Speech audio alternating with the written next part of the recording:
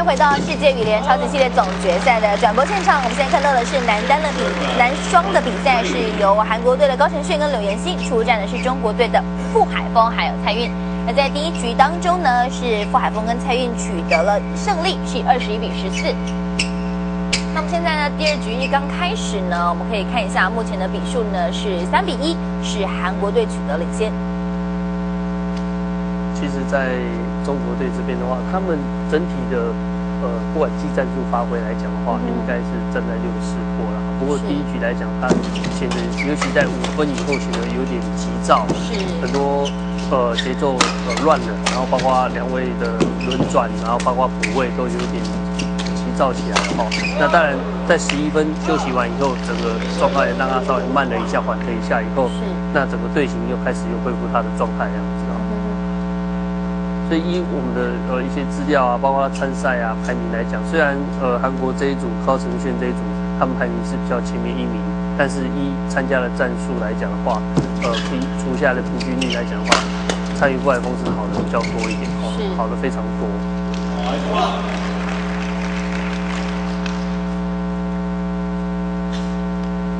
不过其实因为这两组的选手呢，在昨天的对战上都是赢了，所以说其实他们还很希望赶快拿下胜利。对，所以这样子在打明天的这个单组循环的时候，就压力不会这么大。没错没错，目前都是1胜嘛，如果今天赢的话就2胜，输的人就1胜1败。对，所以输了这一边的话，就还要另外一边的那个选手要上来，就是陈文宏和古建杰这一边。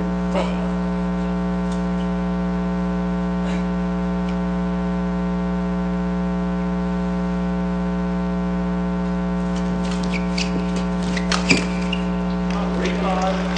那韩国这一组应该是明天会碰到了张楠，还有柴标这边这一组所以明天蔡韵、傅海峰也是碰到陈文宏、古建杰是很不好打。对，所以赢了这一场等于是奠定了进前4的一个门票。不然1胜1败不管打明天的赛事都是提心吊胆。对。因为不管是古建杰、陈文宏还是柴标跟张楠，其实实力都不弱。对，尤其是我们今天也转播到了大马这队的赛事，他们移动速度非常的快。没错。对，那力量也够。然后柴标跟张楠呢，虽然年纪轻，但是也是未来的超级新星啊。对。那他这个分组的话，我可以稍微介绍，他分组循环是4个组，4个队1组然后分成2组，总共8队这样子。那如果万一遇到的都是1胜3负的话的状态下的话，各知道的话，我们就是要平局。是。先以胜率来算，胜率不行再平局，局不行的话再比分。对。然后再取出前2名进去预赛决赛、半决赛。那半决赛的话，就是由A 组的第1冠军打 B 组的第二。对。那 A 组的第2呢，出战的是 B 组第1。对。然后3、4名也不打，就只有打冠亚军这样。所以其实如果只有进入前4的话呢，也不打3、4名了。对。名成绩上呢，就是名列第3。对，名列第3。那当然，对于收入来讲就有差了那差一个成绩就是对半比如冠军10万，第2名就是2万，再就1万。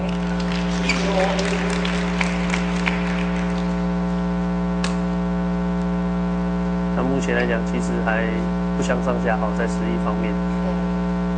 对。其实韩国队在一开局的表现都会表现得不错，只是很有可能在11分的暂停过后，对，就会出现了比较大的失误。所以11分这个中间的1分钟的休息是个韩国队一个关键点老师是不是可以帮我们讲一下，这韩国队他们的打法有没有什么比较特殊的地方，或者他们的专长在哪里？韩国队来讲的话，从以前到现在，只要我们选手或者其他国家选手打到他们，感觉就打到墙壁一样。是铜墙铁壁吗？对，他们的就是打球是一板一眼，攻就攻，守就守这样子，而且攻都是非常重，手就是非常有力量。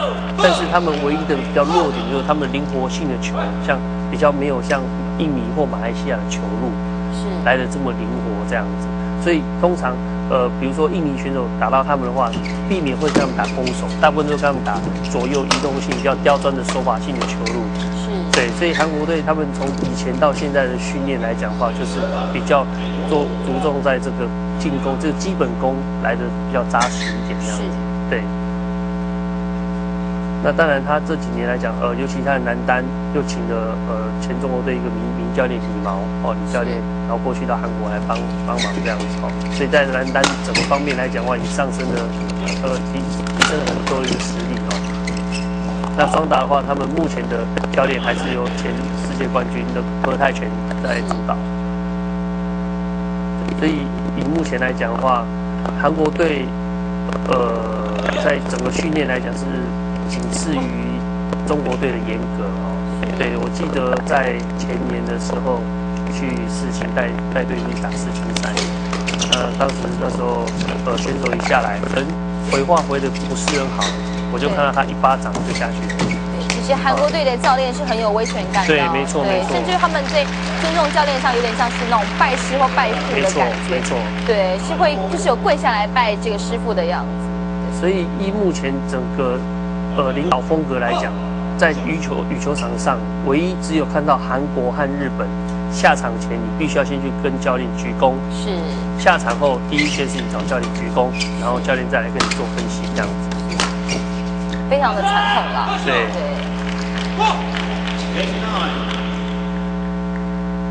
那当然这是整个民族性的关系，然后不管他们是在其他行业或是在运动，都是这种民族性的关系。对，其实差不多是这样子的。对。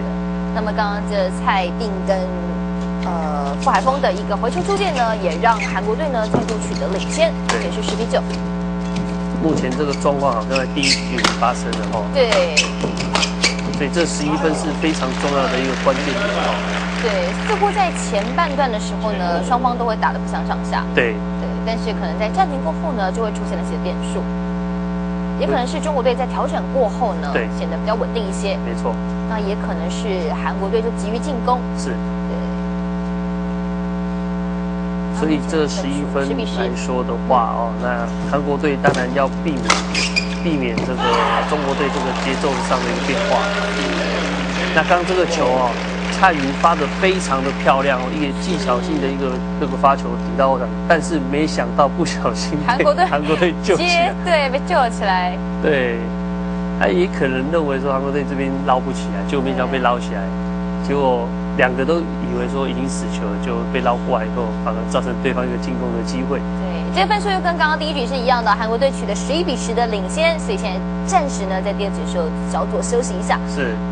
对，我们也可以看到这球其实这是第二局一开始的时候，这韩国队真的是非常急于救球，很拼命啊。对，所以韩国队他的一个奋战精神跟日本队是不相上下对，很黏，就像老师讲的，打到铜墙铁壁一样。对，没错。那所以。